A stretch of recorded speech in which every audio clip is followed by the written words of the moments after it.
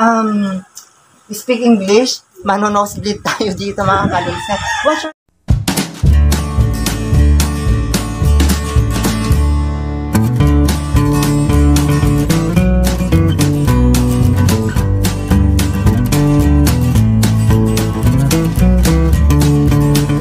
Hello mga kalisan, welcome back to my channel. This is Indayani, ang Reyna ng Tahanan. Ngayong araw na to ay kumustahin ko naman yung aking mga pananim. Pero alam nyo, mayroong hindi nabuhay na aking pananim. So, ito yung aking pananim. Alam nyo, hindi nabuhay yung tanglad. Pero mayroon pang konti dito. Ayan siya. Pero ito noon ang kapal-kapal. Ang dami noon ito. So, ito na lang yung natira So, kailangan kong wag ko na lang tanggalin yan. Kailangan kong lagyan ulit ng panibago. Magtanim ulit ako. Ayan, ito yung malunggay. So, nag-ano na siya. Mayroon na siyang mga dahon dyan na nakikita dito. O, maliliit pa. Ayan. At saka itong pinakamalaki. Pinakamadaming dahon. Wala, hindi nabuhay yung tanglad. So, kailangan kong magtanim ulit. Pero ito hindi ko natatanggal. So, punta ulit tayo dito. Mayroon din akong malunggay dito na nabuhay kahit pa paano. Ayan. Nakikita nyo yan sa may naihalo kasi sa Malaysian rose. So, ayan yung tangkay niya na maliit. Ayan. Ayan, Tingnan din natin yung talong dito. May talong dito. Ayan. Malalaki na yung mga talong. Saka mayroon din akong sili. Talong. Ayan. Mayroon doon malaki. So, ngayon ang kailangan kong gawin, kukuha ako ng panibagong tanglad doon kay Ate Lian. Manghihingi ako doon. Samahan nyo ako. Pupunta doon sa bahay nila Ate Lian para makahingi ako ng tanglad. So, stay tuned. So, I'm back mga kalisen. On the way na ako dahil pupunta tayo sa bahay ni Ate Lian.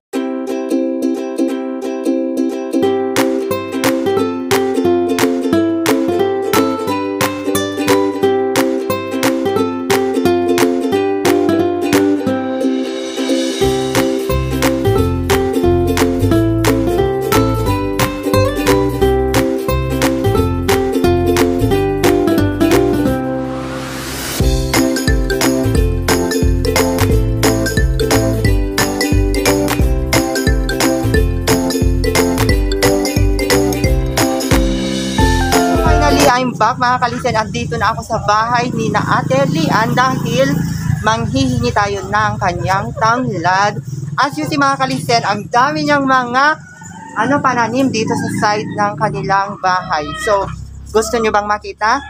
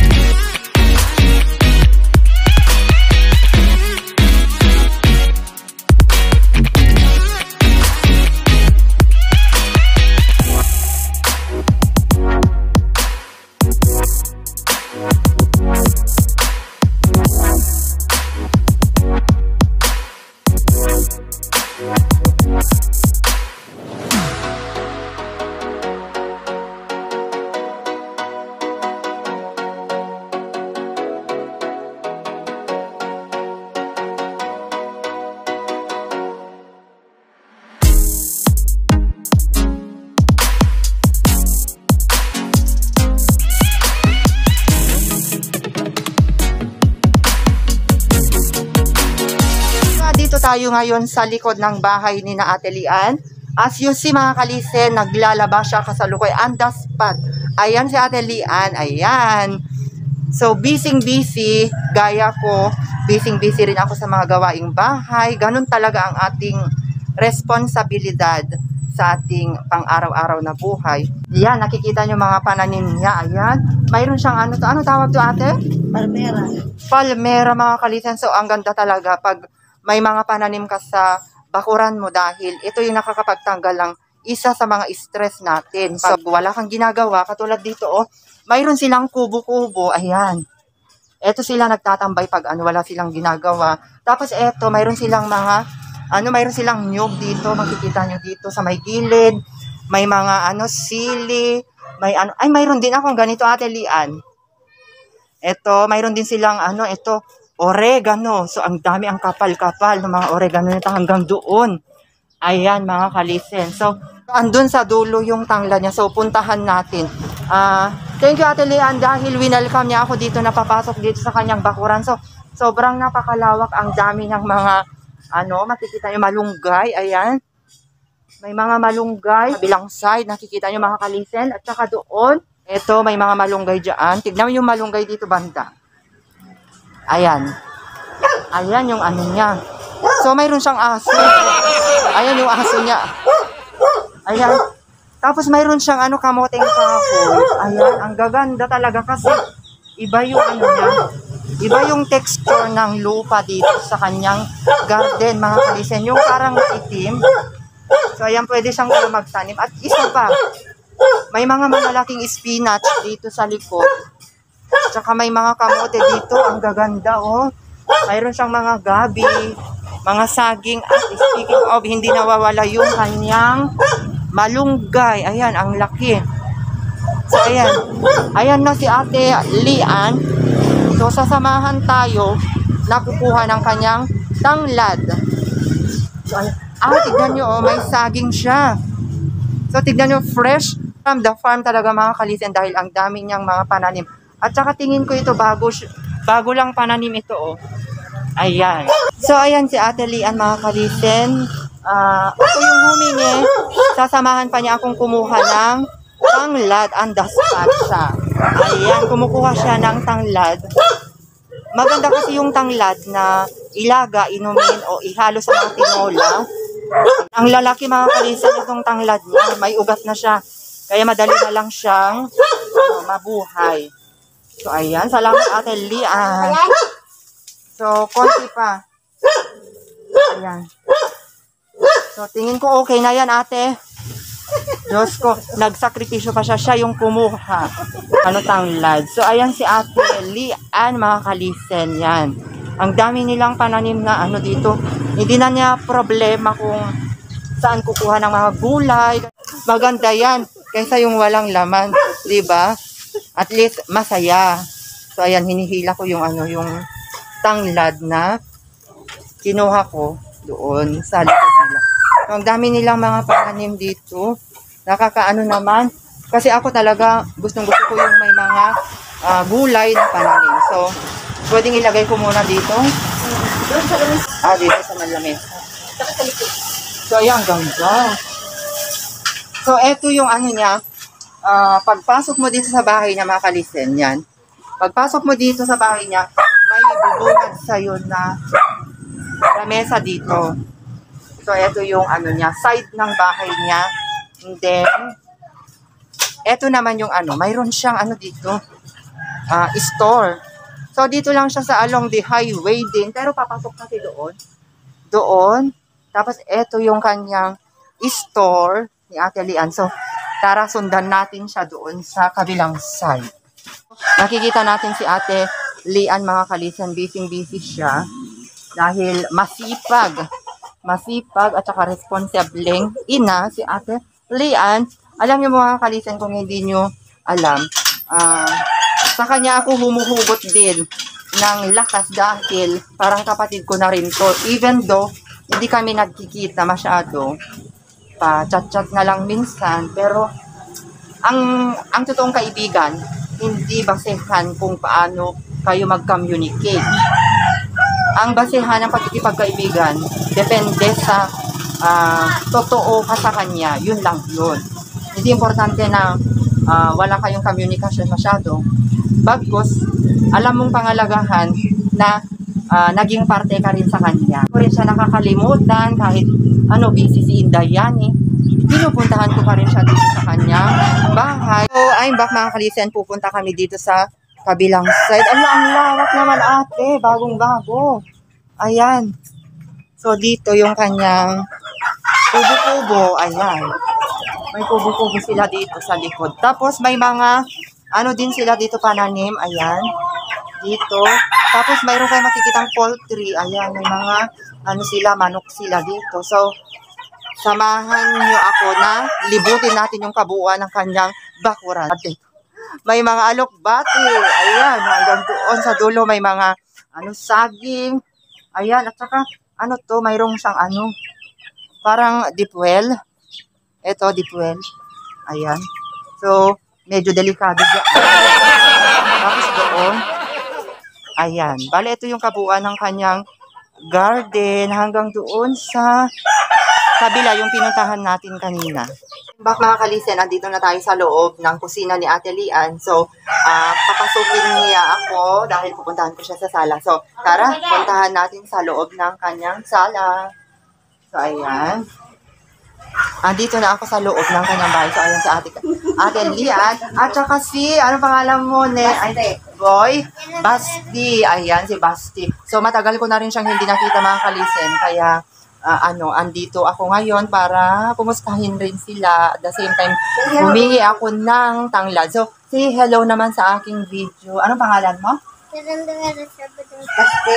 Basti. O, si Basti kasi ang haba ng kanyang pangalan. At saka, speak English. Manonospeak tayo dito mga kalisa. What's your name, little cutie girl? Baby cute. So, see on my camera. Hi, say hi to Kalisan televiewer. How old are you now? 5. 5. Diyos ko, manunos din tayo dito kasi nabibigyan ako mga kanto. Wala akong masabi. So, ayun si Ate Lian. Kapit-bahay daw nila, naglalaro sila ni Basti. Ayan, si Basti. Ang cute-cute naman yung bahay. Basti. Greet the people over there. What can you say about them? What can you say? Say hi. Continue to watch Unofficial Yani. Okay? Did you subscribe? You tell them to subscribe my channel Unofficial Yani. So go ahead. Go ahead. You tell them Unofficial Yani. You shout Unofficial Yani. Go. So, nahihiya siya. Nahihiya siya mga kalite. Ayan, naglalaro sila. Ayan. So, ayan. Ayan lang yung kalaro niya. Mag-isa lang sila. Ayan. So, I'm back mga kalisen. Ayan, as usual, andito pa rin ako sa bahay ni na Ate Lian. Kung nakikita nyo, mayroon din siyang sari-sari store. Ito yung store niya. So, mayroon din siyang mga paninda dyan. So, ito yung sala niya mga kalisen. So, eto.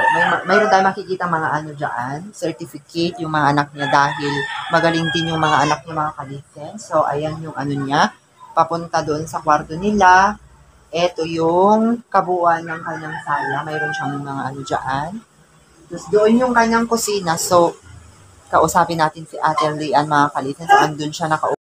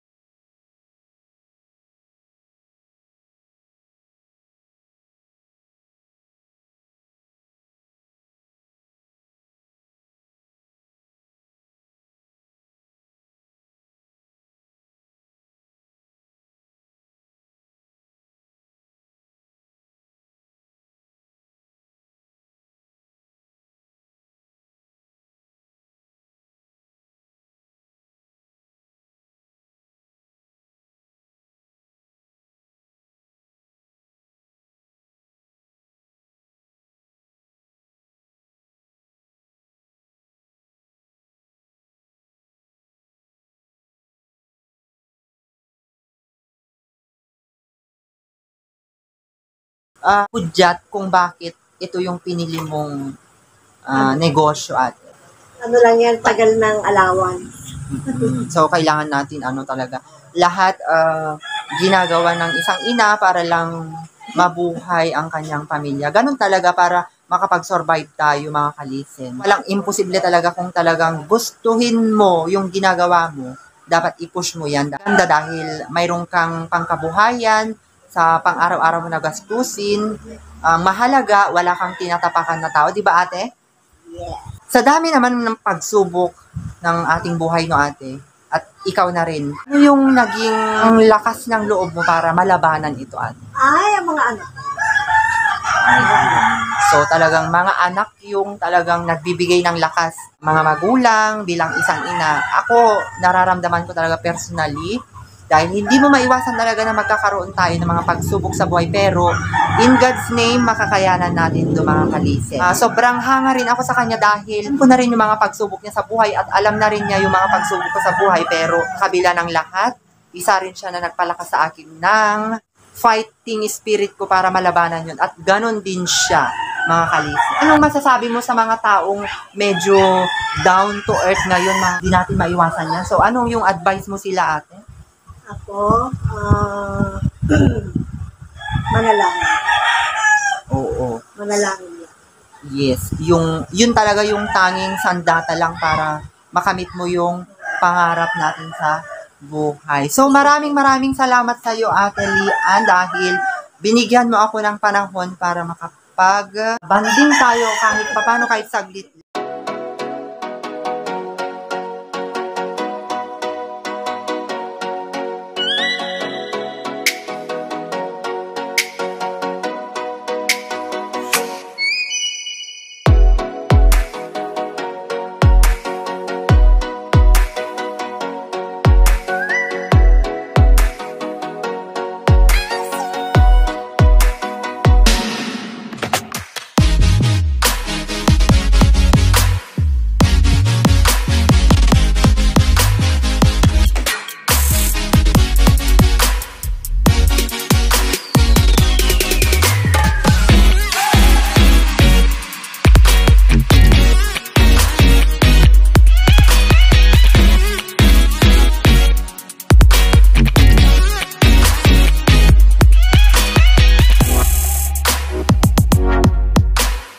Hope you enjoy watch my video mga kalisen, and please do continue to follow my page and official Yani, and please like and comment down below and share this video. Muli, ito si Inday Yani, ang Reyna ng Tahanan. Bye-bye! Bye.